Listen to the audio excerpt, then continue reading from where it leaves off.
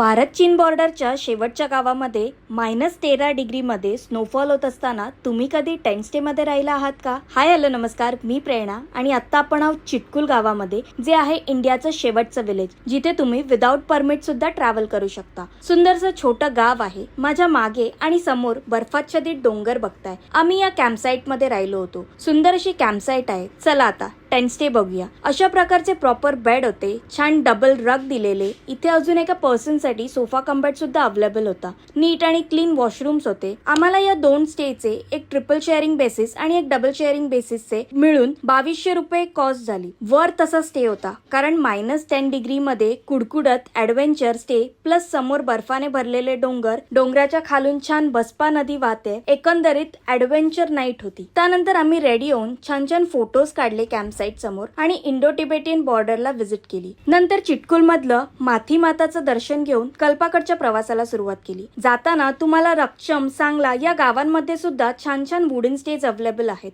तुम्ही इथे देखील राहू शकता. मस्त नदीच्या बाजूला स्टे करू शकता. सांगलामध्ये सरयूज कॅफे मध्ये मस्त लंच केला आणि ही मस्ट रेकमेंडेड प्लेस आहे for delicious food with view. On the way कल्पाकडे जाताना तुम्हाला बसपा रिव्हर लागते, जी भारत चीन बॉर्डर जवळूनच उगम पावते. आता या व्हिडिओमध्ये इतकंच. नेक्स्ट व्हिडिओमध्ये बघूया कल्पामधला आपला सुंदर स्टे आणि तिथे बनणारी ऍपल वाईन. पण तुम्हाला ऍडव्हेंचरची आवड असेल तर तुम्ही स्पिती व्हॅली ट्रिप नक्की प्लॅन करा. आणि स्पिती व्हॅलीचे डिटेल व्हिडिओज बघण्यासाठी प्रगत लोके या युट्यूब चॅनलला नक्की सबस्क्राईब करा. भेटूया.